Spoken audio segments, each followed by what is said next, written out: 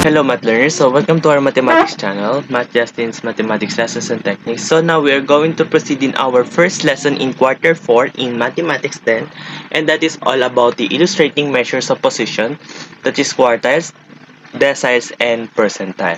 So nung third quarter natin ay nag-proceed tayo nung probability. And now we are going to proceed in our lesson in basic statistics.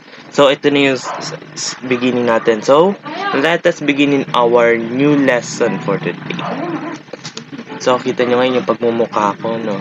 Wala naman din nagbago. Hindi naman nag-glow up, glow down. Joke.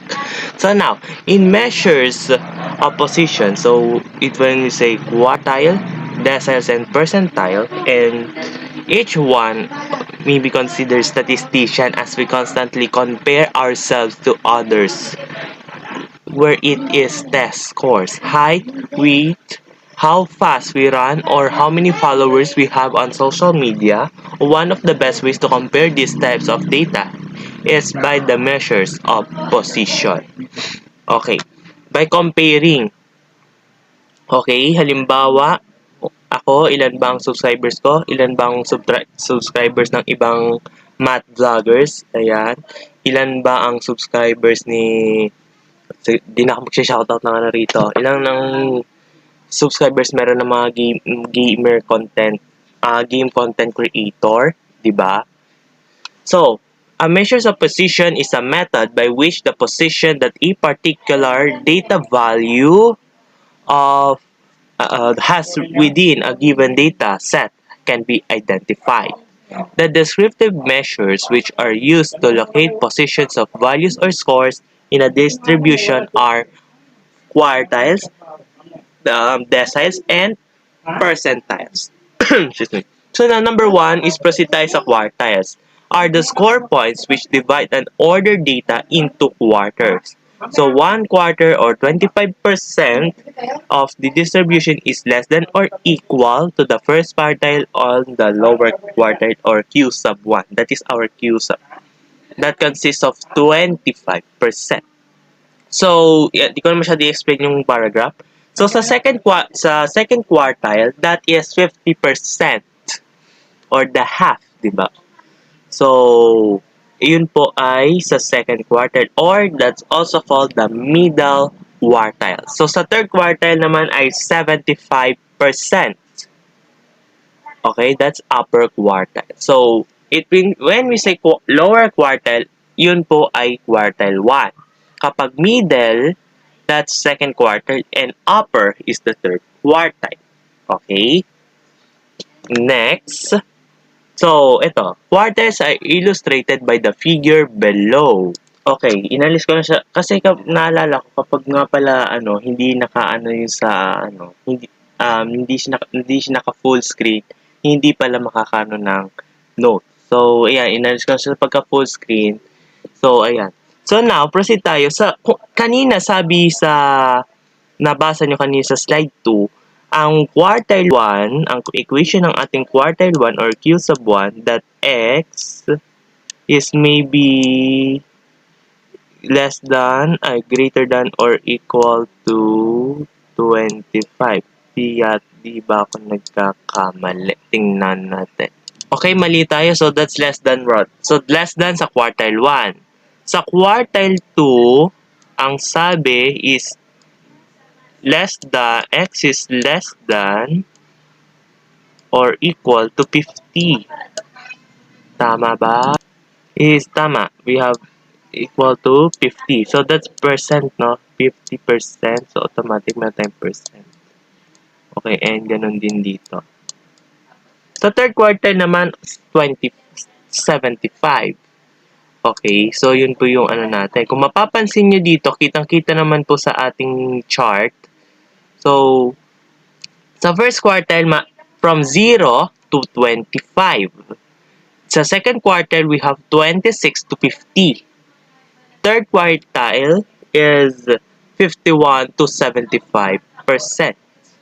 Okay. So, ngayon, nabasa ko na rin naman to. So, proceed tayo sa next slide.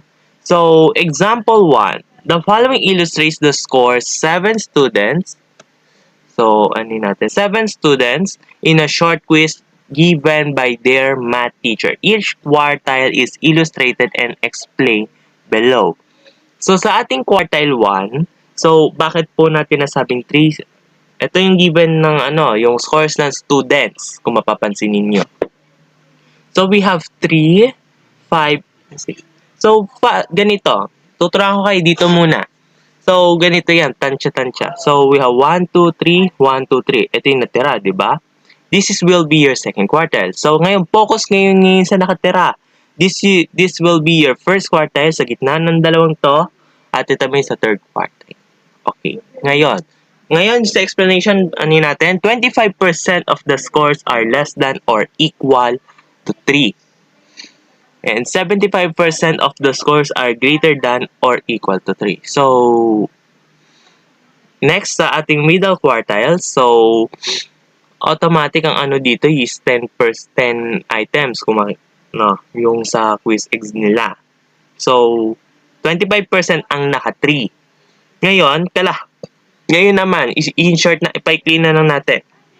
So, 50% sa kanila ang nakakuha ng 5 points. Kalahati sa mga estudyante, 50%. And 75% ang majority ang may score ng 6 over 10. Okay. Example number 2. The number of boats in each fish farm in Hagonay, Bulacan is shown in the table below. What does the quartile illustrate? So in quartile 1, so about 75% of fish farms in Hagonay, Bulacan have at least 18 boats. 18 na bangka. Next, about 50% of farms in Hagonay, Bulacan have at least 23 boats. Okay? So, quartile 3, syempre, 25% of fish farms have 26 boats. So, ito yon, no? Okay, kung ano nyo naman dito, ito yung second quartile nyo, yung gitna, then sa kalagitnaan ito, saka ito. Kaya po sabi natin that's quartile 1, quartile 2, or quartile 3. Sorry, nabubulol ako. So, we can also say that in quartile 1, so about 95% of fish farms in Hagones, Bulacan have at most, not only at least, at most, diba? Okay. Hindi ko siguro kailangan basahin lahat, In example 3, so the table below shows the summary of the 3-point shot that Marlu has successfully shoot for each basketball match that their team played. Explain each quartile. So in quartile 1, Marlu had successfully shoot at most 3-point shots in 25% of the basketball matches. So, quartile 2, Marlu had successfully shoot at most 6 3 points in 50% of the basketball matches. So, 75% naman, 10 points. 10 3-point shots. Ano yung 3-point shot? Yung mula sa malayo, papunta roon sa basketball ring. So, meron yata sa basketball. So, sorry, hindi ako kagaling ng basketball. So, halimbawa sa basketball,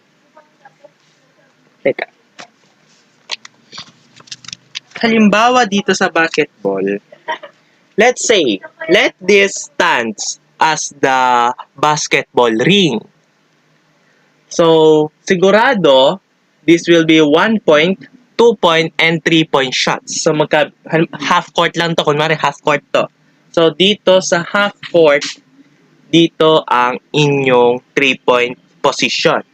Dito. Ganun po yun, yung 3 points. So, kailangan pala magpa-seminar sa magagaling mag-basketball, So, next tayo. Example 4. For the 100-meter dash, the third quartile for the time to finishing the race was 11.5 seconds. Describe the third quartile in this situation. So, 25% of runners finished the race in 11.15 seconds or more, while 75% of runners finished the race in 11.5 seconds or less. A lower percentile is good because finishing a race is more quickly to desirable to win. Okay, so maybe I will discuss decile in my next video.